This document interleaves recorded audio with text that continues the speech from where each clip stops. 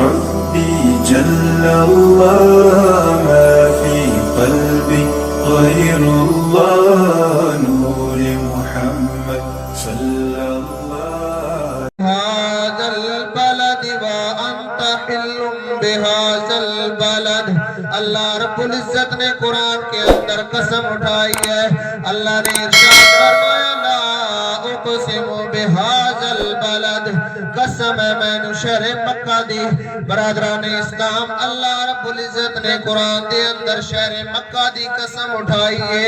اسی عرض کردے ہیں یا اللہ باقی شہر بھی تے تسی بسائے نے, باقی شہر بھی تے تہاڈے نے, باقی شہراں میں تے تسی آباد کیتا ہے, پھر شہر مکہ دی قسم کس وجہ تو اٹھا رہے ہو؟ اللہ رب العزت نے ارشاد فرمایا اے میرے محبوب دے غلاموں, کوئی خاص وجہ ہے جس وجہ تو میں شہر مکہ دی قسم اٹھا رہا ہوں.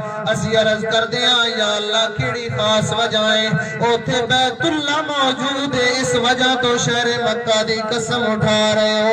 یا اللہ اوتھے حجر اسود موجود ہے, اس وجہ تو شہر مکہ دی قسم اٹھا رہے ہو.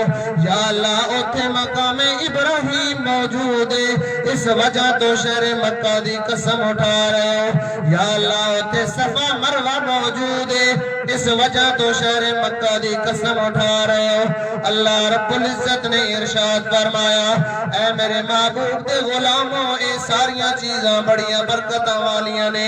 من لیا کہ بیت اللہ بھی بڑیاں عظمتاں والا وے, من لیا مقام ابراہیم دیاں بھی بڑیاں برکتاں نے, حجر اسود دا بھی بڑا مقام ہے, لیکن اس وجہ تو میں شہر مکہ دی قسم نہیں اٹھا رہا. یا اللہ پھر کیڑی خاص وجہ ہے جس وجہ تو تسی شہر مکہ دی قسم اٹھا رہے ہو؟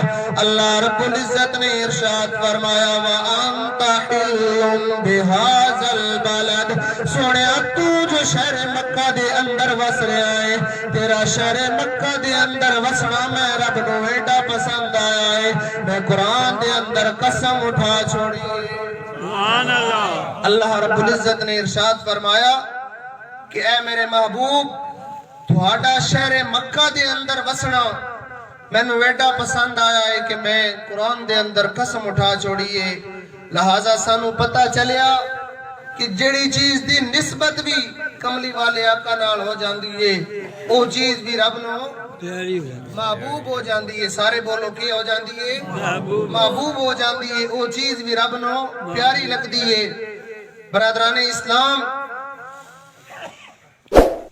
اللہ رب العزت نے قرآن دے اندر قسم اٹھائی ہے, گویا کملی